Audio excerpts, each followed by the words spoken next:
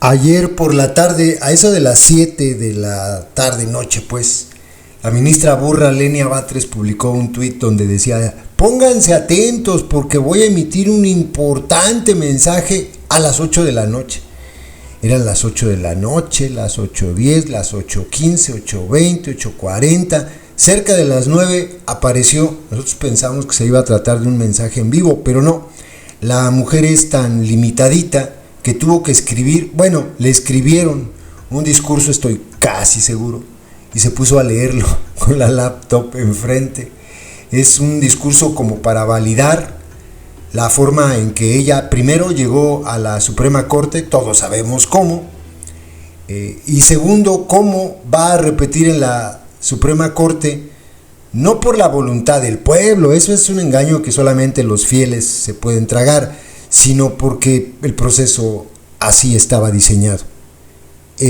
A mí lo que me queda la duda es si ella en verdad era la predestinada a ser la ministra presidenta de la Corte, o si tenían destinado poner al tipo Hugo Aguilar Ortiz, con larga trayectoria y cola que le pisen.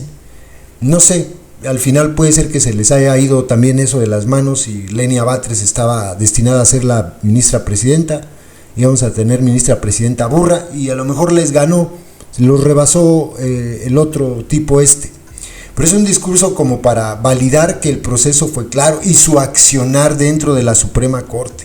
Es un discurso para tirarle a la Corte tal y como está todavía hasta el día de hoy, y pues que no dice absolutamente nada nuevo. Esta señora, a pesar de que va a repetir como ministra y a pesar de que dentro de 2 años va a ser ministra presidenta porque así lo dice la Constitución, no tiene las credenciales, no tiene la experiencia, no tiene la trayectoria para estar en un cargo público tan importante.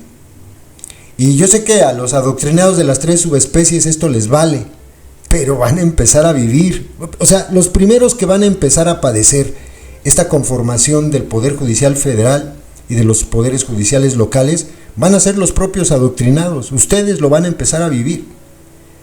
La Corte está diseñada para aplaudir. Hoy le preguntaron a la Palurda que qué pensaba de los ministros que llegaron a la Corte. Ya es muy raro, muy raro, y deberían pensarlo así, que sea la del Poder Ejecutivo quien diga: pues me parecen maravillosos todos, muy bien, muy bien. ¿No les causa así un poquito de suspicacia pensar, oigan, qué raro que haya llegado puro güey que venía del Comité del Poder Ejecutivo, o de los que se pusieron después de acuerdo entre, ya ven que el Poder Judicial renunció a esto, más bien acató sus pensiones, a Lenia Batres eso le vale, ¿no? Pero son pura gente cercana a la organización delictiva de la secta. ¿No les causa tantita así suspicacia? Deberían pensárselo. Pues les dejo el discurso de la ministra burra, Lenia Batres, el que repita en la Suprema Corte y que dentro de 2 años, 2027, sea ministra presidenta, no le va a quitar lo burra. Ella dice que todavía está en la curva de aprendizaje. Ya desde ahí está el problema. A un cargo público tan importante como ser ministro de la Corte, se debe llegar ya bien aprendido, no llegar a aprender.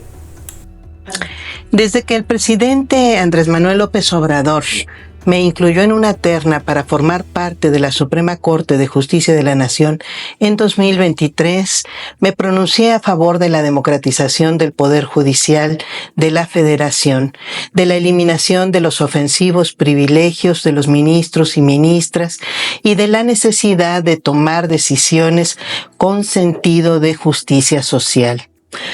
Por eso para mí la democratización, como dijimos en su momento, significaba tanto elegir a las personas juzgadoras a través del voto popular, como cambiar su actuar en favor de los derechos de todas y de todos. De hecho, nuestra Constitución asume como concepto de democracia el constante mejoramiento económico, social y cultural del pueblo. Desde junio del año pasado apenas inició el debate sobre la reforma judicial en el Congreso de la Unión. Elaboré un diagnóstico del Poder Judicial que presenté en casi un centenar de eventos a los que fui invitada en universidades, barrios, ejidos y comunidades de las 32 entidades federativas de nuestro país. A partir del 30 de marzo, cuando inició la campaña, tuve oportunidad de acudir por segunda ocasión a cada estado y exponer en un centenar de eventos más ese diagnóstico, así como 3 propuestas de campaña. En total, en más de 200 eventos, he podido conversar con cerca de 100,000 personas de las 32 entidades federativas sobre las razones por las que he afirmado que el viejo Poder Judicial ha sido elitista, lento, abusivo, clasista, racista, sexista, nepotista y corrupto. En campaña, además, me comprometí a impulsar la justicia social a través de la construcción de criterios que hagan justiciables los derechos sociales, con responsabilidad y sin invadir las facultades del Poder Legislativo y del Poder Ejecutivo, pero asumiendo que se trata de derechos humanos, de derechos constitucionales, que no pueden seguir siendo letra muerta en los juzgados mexicanos. Dije que desde mi punto de vista, el nuevo Poder Judicial debe además garantizar el acceso a la justicia a quienes no lo tienen ni lo han tenido en nuestro país, a través de distintos medios como el fortalecimiento y protección de las defensorías públicas, las procuradurías de derechos y las comisiones de derechos humanos. También estuve anunciando que no descansaría hasta lograr detener el enorme abuso que significa la autoasignación de remuneraciones por encima del límite constitucional. Y denuncié hasta dónde llegó mi voz, que en el Poder Judicial de la Federación hay 2,377 personas servidoras públicas que cobran una remuneración superior a la de la persona titular de la Presidencia de la República, abuso que asciende a más de 2,167 millones de pesos al año. Y por supuesto también divulgué, donde pude, que esta ministra y su equipo de trabajo, cumpliendo el límite que marca la Constitución, le ahorramos al erario casi 15 millones de pesos en 1 año y 4 meses que tenemos o que teníamos antes de iniciar la campaña dentro del propio Poder Judicial. En lo personal, devolví y dejé de cobrar 3,900,000 pesos en ese lapso. Sin que suene a presunción personal, puedo decir que prediqué con el ejemplo, porque no podía hablar de austeridad republicana y recibir remuneraciones inconstitucionales. Como dice el dicho, el buen juez por su casa empieza. Asimismo, una vez aprobada la reforma constitucional judicial, intervine con decisión y firmeza para impedir que la echaran para atrás en el Pleno de la Corte. Denuncié el ilegal paro de labores que detuvo cerca de 500,000 de amparos durante más de 2 meses y medio y el acoso judicial que significó la admisión y otorgamiento de más de 500 suspensiones inconstitucionales contra la reforma. También combatí la pretensión de invalidar la propia reforma en la Corte a través de consultas a trámite y acciones de inconstitucionalidad.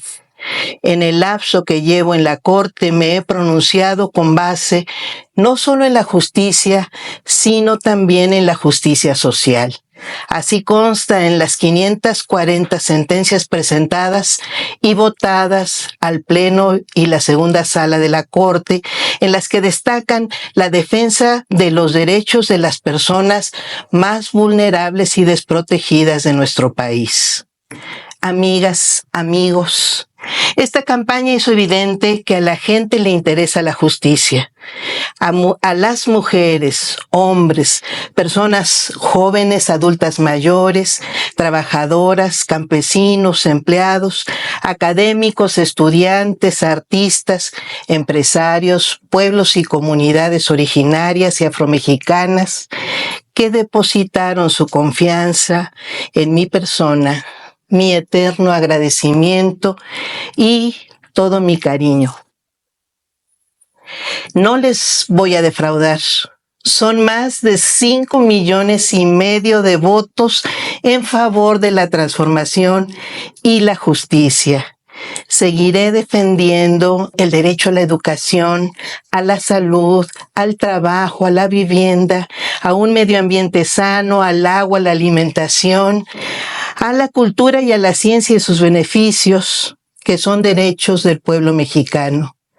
Seguiré combatiendo la corrupción en el Poder Judicial y propugnando por la austeridad, la humildad, la responsabilidad, la vocación de servicio y la conciencia social de las personas juzgadoras. En pocas palabras, seguiré siendo una ministra del pueblo.